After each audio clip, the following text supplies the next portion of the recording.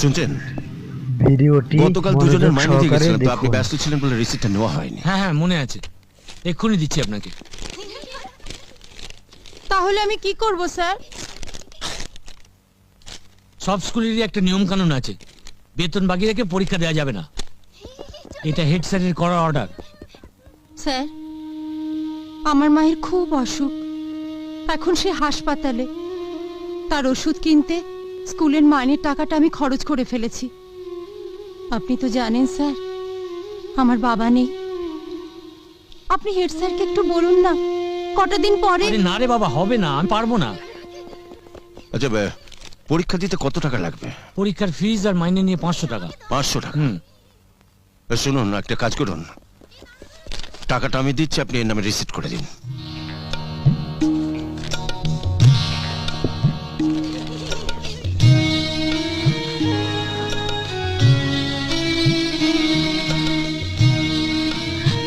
ভিডিওটি মনোযোগ সহকারে দেখুন। আরে আরে আরে আরে আরে আরে।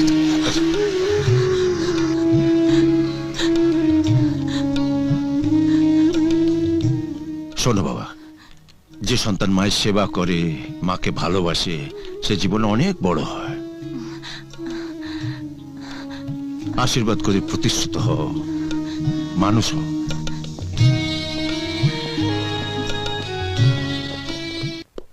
দোকানটা বড়, বেশ বড়।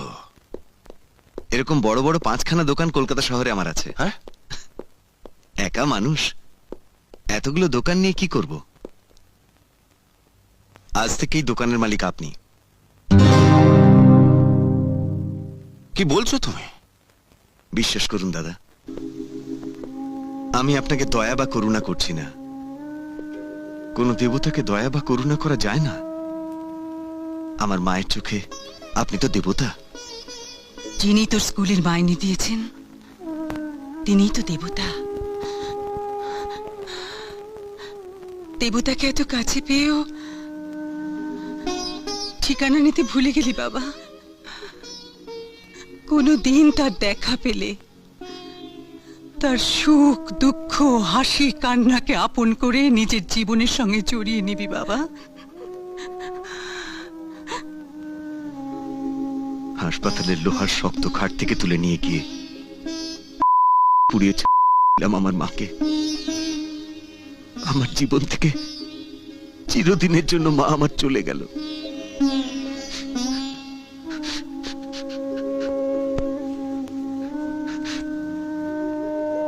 এই দোকানের মালিকানা সত্ত্বেও আজ আপনাকে দিয়ে আমি আমার মায়ের শেষ ইচ্ছে পূরণ করতে চাই। আপত্তি তুলে দয়া করে আমার মাকে আপনি ছোট করবেন না, ছোট করবেন না।